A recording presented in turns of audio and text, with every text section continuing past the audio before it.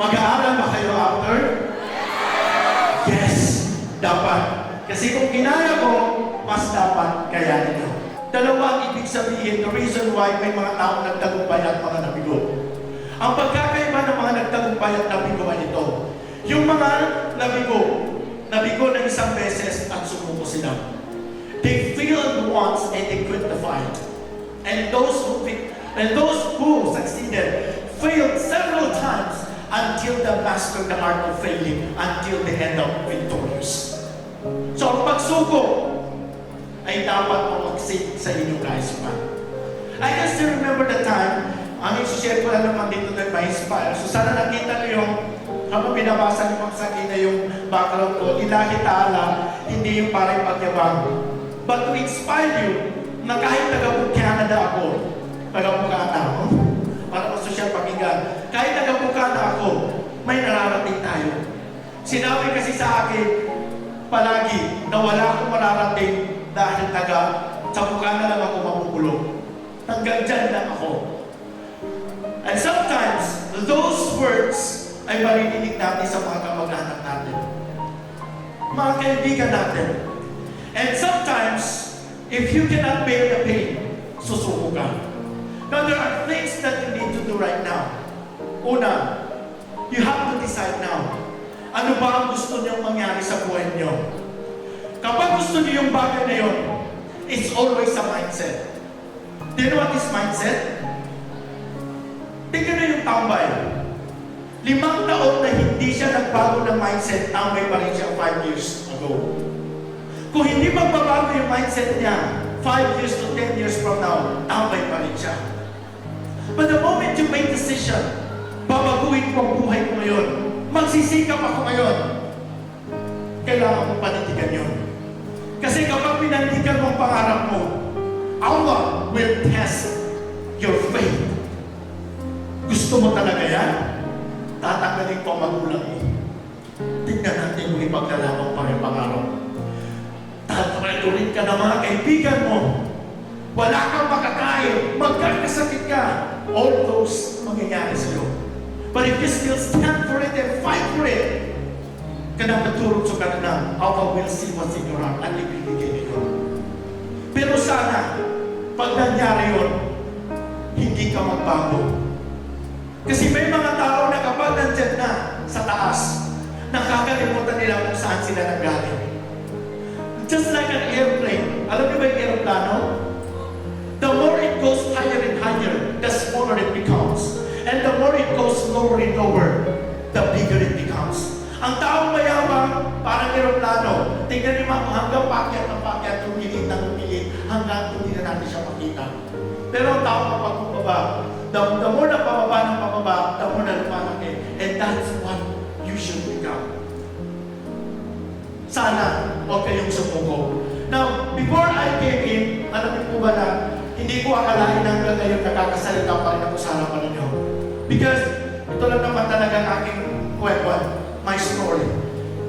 Alam niyo ba na akala ko hindi ko masusurvive ang lahat.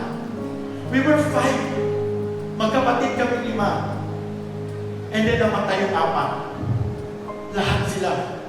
Yung 3 namatay, sunod-sunod. Pang-4 ako nagkasakit din ako, pero alhamdulillah, I survived. And then yung pang-5 namatay din. Namatay ang tatay ko when I was in grade 5. And my mother last 2019. Pero back forward muna tayo. When I was in grade 5, it was the time when my father, alam niyo po ba na ang hirap ng buhay namin?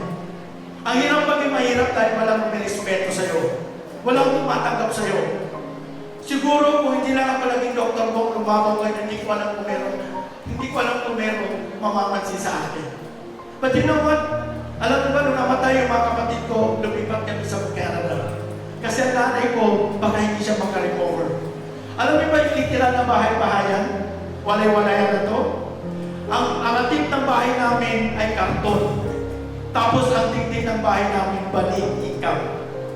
Ang nagapulot ng nanay ko ng isang kuder, kasirola, aslan, kasi butas. At doon kami nagluluto. Alam niyo mo ang kinakain namin? Wala kami kinakain at wala kami pera. So, ang ginagawa ng nanay ko, tinitignan niya yung mga pusaw, water hyacinth, at may mga kangkong doon, yun ang kinakain namin.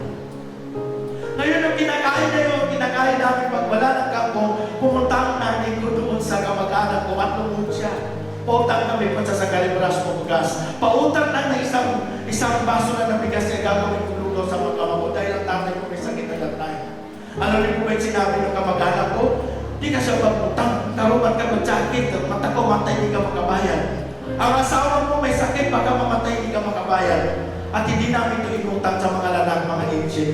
And my mother would cry and just go and patulogin na lang niya ako. And then, you know what?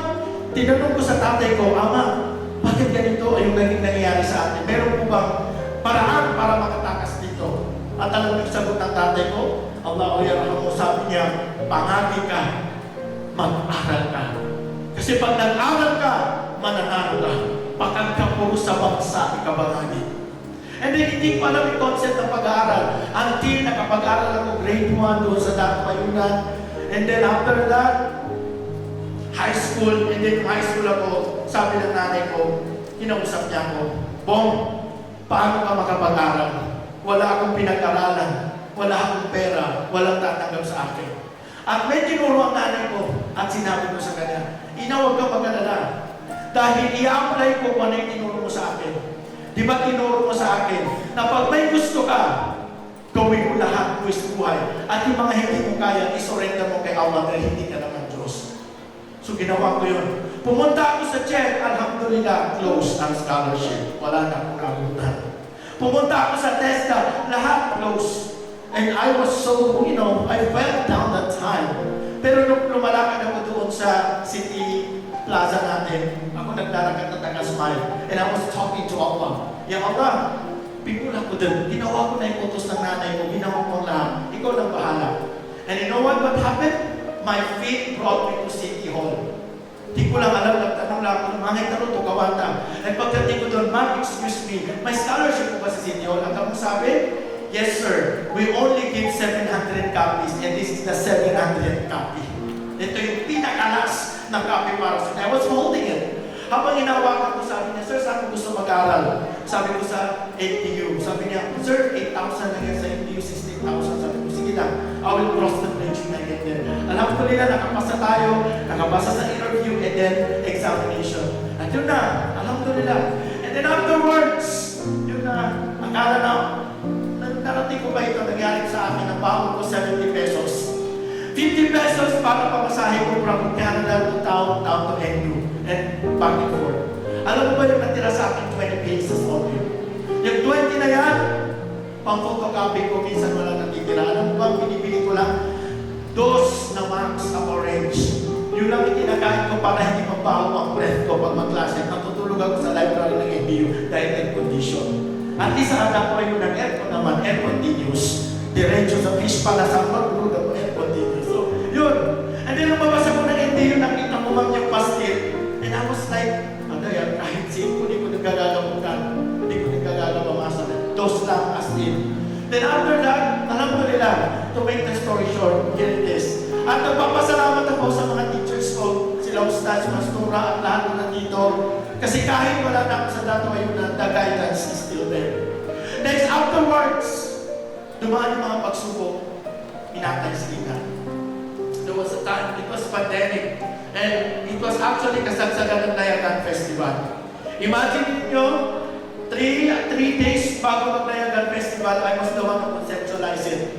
Tapos ina minatay. Umaga kailangan kong piti, pero sa gabi kailangan kong mag-umsa. And then minatay si ina. And there was a time na akala ko katapusan na ng mundo. Bakit? Isinantabi ko lahat ng pangarap ko para sa sarili ko, para kay ina. Personal lahat.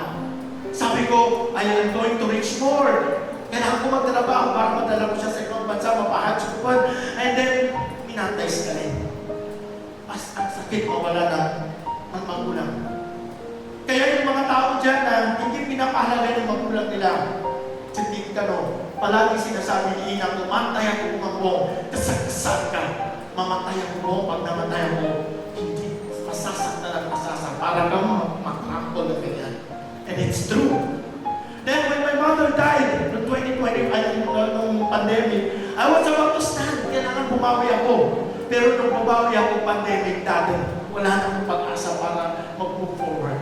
And you know what? There were only two things na naging proud ako sa sarili ko. Una, I have never been proud na ng achievements ko. Dahil walang kwentang lahat ng narating nyo kung wala kayong magulang na mag-celebrate sa inyo. Walang kwenta. When I went to Singapore, I cried. Kasi dapat si Inang kasama ko, pero wala siya. Walang halaga yan. So I became proud of myself, number one, when I graduated my PhD. Hindi dahil doktor ako, pero dahil grabe ang iyak ni Ina. At nakita niya doon, we were 4,000 sa SMX sa Davao. Sabi ko, Ina, congrats. Doktor ka rin ka ni Ama. Doon ka naling naman na mo, Borero lumabo. Borero sa kasi Ama lumabo. And she cried.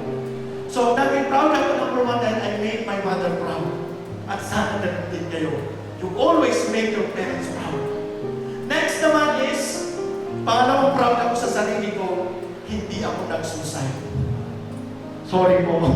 Kasi pagod ako that time and I thought it's the end of the world. And I cried to Allah, Ya Allah, kung mayroon pa akong purpose, ibigay mo sa akin, give me tawfiq. And alhamdulillah, Allah, give me tawfiq. At yung tawfiq na yun, it was the last Friday of Ramadan during that time. Alam na yung nangyari? Kung tinawfiq ni Allah, na kung hindi ko kayang gawin sa nanay ko, gagawin ko sa ibang mga nanay. At kung hindi ko kayang gawin sa mga tatay, sa tatay ko, sa mga tatay, sa ibang mga tatay, at kung hindi ko kayang gawin sa mga kapatid ko, gagawin ko lang sa mga kabataan katulad ko. I am very busy right now. Pero nag-skip ako kasi alam ko, sana may mapulot kayong aral. Okay? And last thing, gusto ko lang ibigay sa inyo yung tips. Ito na pala yung naman ang speech ko. Sabi dito, I actually summarized this, at sana matandaan niyo, the dance. It's not that way na nationalizing, but the dance. Letter D, dream big. Mangarap kayo. Because that is your compass. Bakit kung pagkasas ko wala kayong pangarap? It doesn't make sense at all, right? Number 2, act your excellence. Galingan ninyo. Sabi ni Prophet Muhammad sallallahu alaihi wasallam na lugi tayo tao, hindi nag-improve every day. Next, nice attitude. Everything boils down to attitude. Kahit gaano ka-bright kung masamang ugali mo, nothing will happen to you. People will curse you. People will not be happy about you. At the end of everything, it's actually the attitude that makes everything. Next, humility is a weapon. Magpakumbaba tayo. Ha? Hapyan daw ka makapurmay, kulun na ikatul maut. Lahat tayo mamamatay. I will not be exempted. Marap po ka. At doktor ito, huwag natin tanongin. Exempted ito. No one. Everyone will die. Next, S. So, agad ako din. S. Strong faith to Allah subhanahu wa ta'ala. Bismillahirrahmanirrahim. Wa khalaqtul jinna wal insa illa liya'budun. There is no other reason of creating the jinn and the human being except to worship Allah. Gawin niyo lahat ng gagawin niyo. Hindi para i-please ang ibang tao, pero i-please ang Diyos. And you can never go wrong. And remember last night of born, have brave heart. Maging matapang. Kasi pagkatapos sa Dato International High School, a lot of monsters, a lot of distraction will despise you. Pag hindi kayo matapang, lalamunin kayo. Next, one goal. Dapat goal. Sa edad na ganito, tapos na kayo.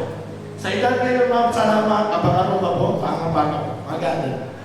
Next is N. Never give up spirit. Alam mo ba yung malamuntik na ako sumuko, ma'am?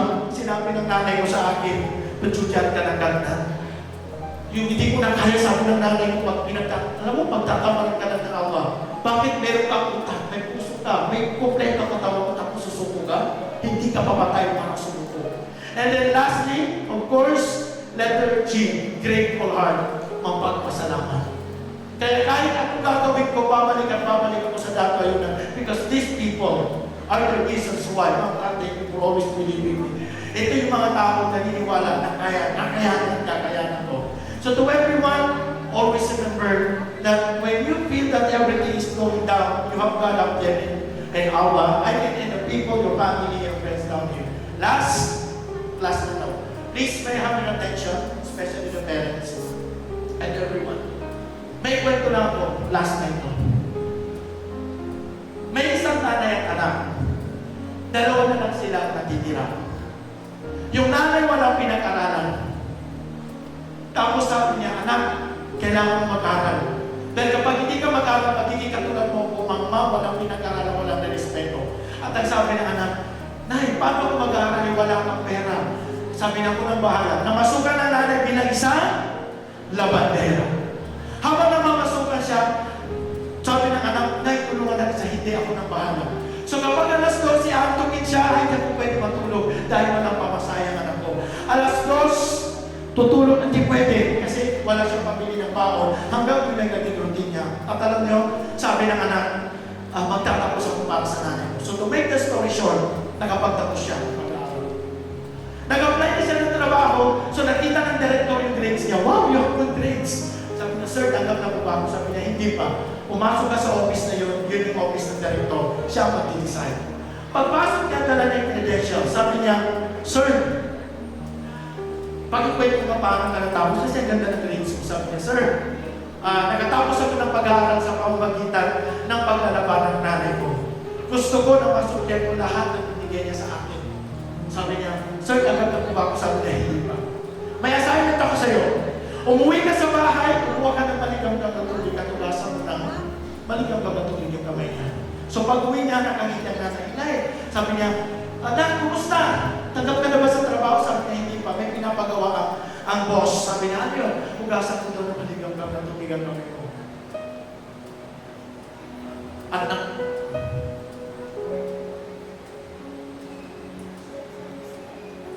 at ang kunin na ng anak yung maligamgam na tubig, ilapag niya sa harapan ng nanay niya.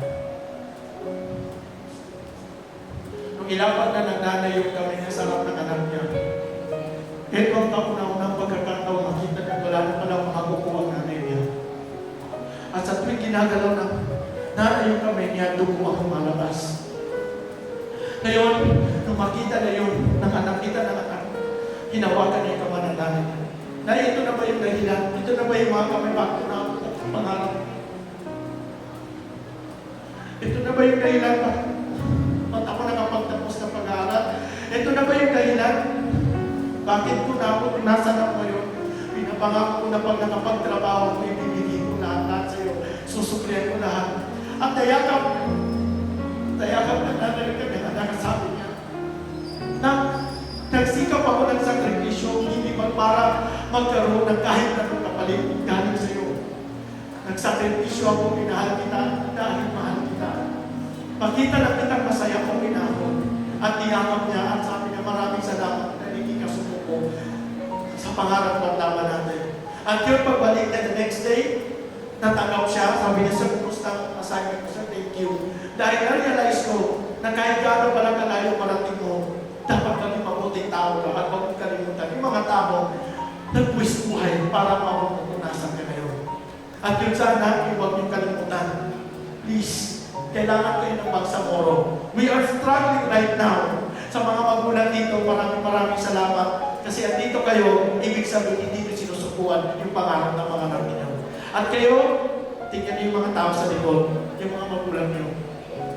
Pag nakatapos kayo ng pag-aaral na yun, may pero kayong sariling time, wala kayong pera kasi wala pa kayong trabaho. Pero pag nakapagtrabaho kayo, magkakaroon kayo ng sariling pera at mawawala yung time.